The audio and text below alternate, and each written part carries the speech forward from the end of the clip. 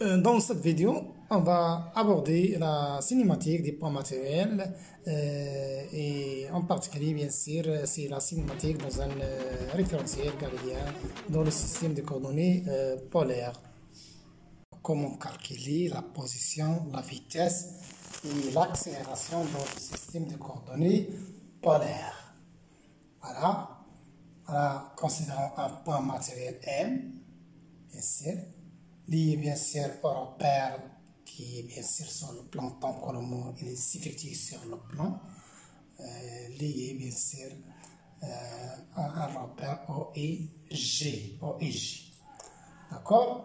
Dans la base des coordonnées polaires, donc qu'est-ce qu'on a comme vecteur position ici? Comme vecteur position bien sûr OM directement égal à ρ selon O, comme nous avons déjà vu au premier chapitre.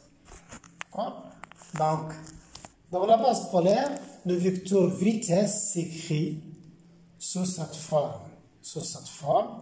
La vitesse n'est autre que la dérivée de vecteur position qui est d sur dt, euro plus rho d euro sur dt. Donc, je dirais par rapport au temps. Avec d euro sur dt, tu as d euro sur dφ fois dφ sur dt. Seulement, j'ai divisé, je multiplie par dφ. Donc, quoi est égal à la dérivée par rapport au temps de l'expression de euro. Donc, je peux l'écrire sur cette forme. On a déjà vu voir que euro est égal à cosinus de phi et plus sinus de phi selon g.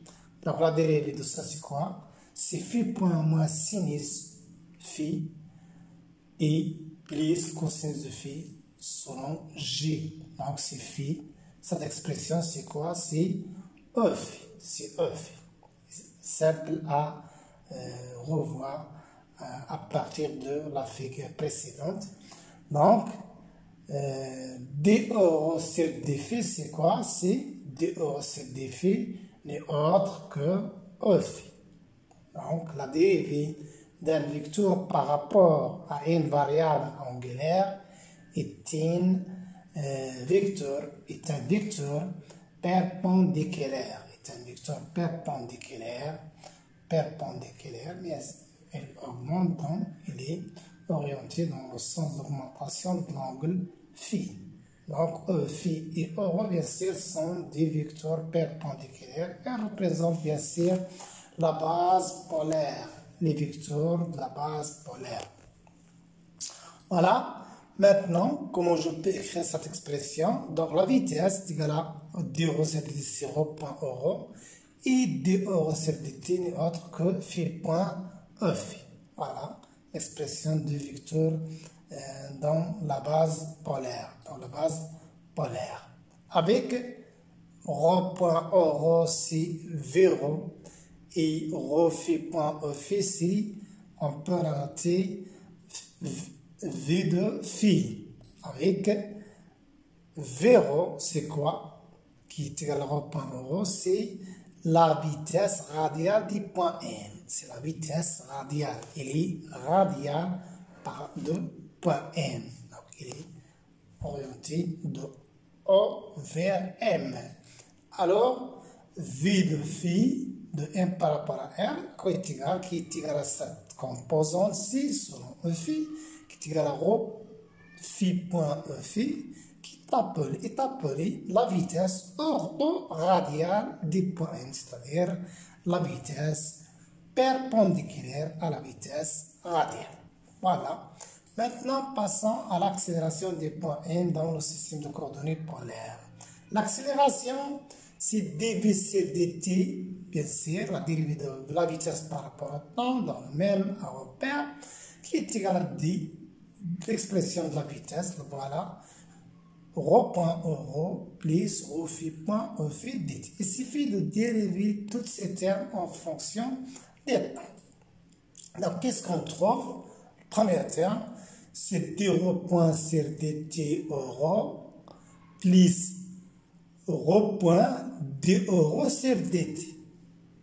Plus le deuxième terme, donc c'est d rho sur dt phi point E phi, d'accord, plus rho dérivé de phi point par rapport au temps selon E phi, qui reste seulement la dérivée de E phi, donc c'est rho phi point, voilà rho phi point, fois d E phi sur dt, avec d E sur dt, c'est phi point E phi, et dérivé de E phi par rapport au temps est égal à moins phi point E.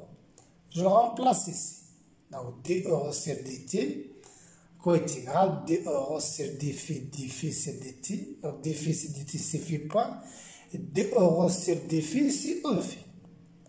Et dérivé de d E phi sur dt, c'est d E phi sur d phi fois d phi sur dt. Donc, c'est phi point. Et dérivé de phi, E phi par rapport à d phi n'est autre que moins comme nous avons déjà démontré.